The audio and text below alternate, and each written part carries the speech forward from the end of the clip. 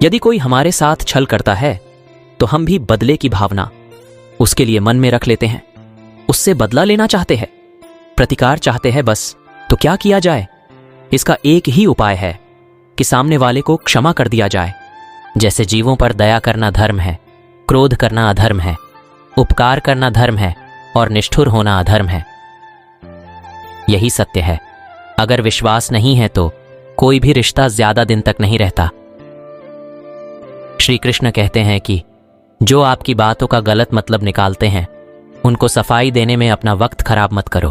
अपने वो होते हैं जिनको आपके दर्द का एहसास हो, वरना हाल चाल तो रोड पर चलते हुए भी पूछते हैं। एक दिन आप खुद सोचेंगे कि इतनी खूबसूरत जिंदगी सामने थी, फिर भी हम दुनियादारी में उलझे रहे।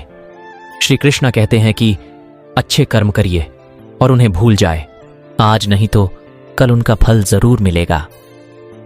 कुल्हाड़ी बहुत मजबूत होती है, फिर भी बालों को नहीं काट सकती। उसी तरह ब्लेड की धार बहुत तेज होती है, फिर भी वह पेड़ को नहीं काट सकती।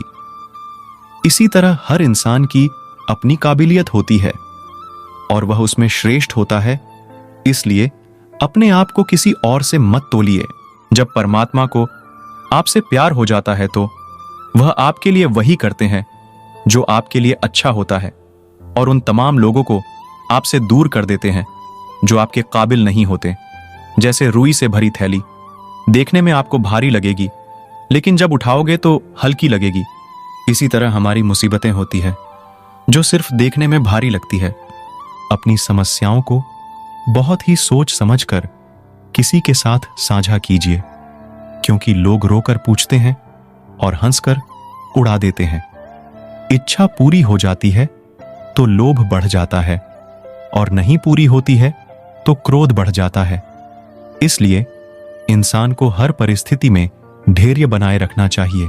आप जो भी काम करते हो और उससे प्यार करते हैं तो आप जरूर सफल होंगे।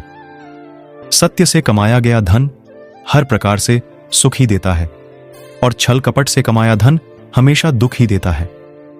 भला करने वाले मनुष्य को ही हमेशा कष्टों का सामना करना पड़ता है, क्योंकि हमेशा फल देने वाले वृक्षों को ही पत्थरों की मार सहनी पड़ती है।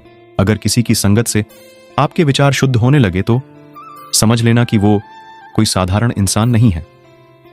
एक समझदार व्यक्ति वही है जो दूसरों को देखकर उनसे कुछ सीखता है, ईर्ष्या नहीं करता। संबंध बड़ी बड़ी बातें करने से नहीं, छोटे छोटे भावों को समझने से गहरे हो जाते हैं। अगर सब कुछ खोकर भी आप में कुछ करने की चाह बाकी है तो समझ लीजिए आपने कुछ खोया ही नहीं है। श्री कृष्ण कहते हैं कि यदि मेरा भक्त मौन होकर सब कुछ सहन कर रहा है तो उसके मौन और विश्वास का उत्तर मैं स्वयं दूंगा।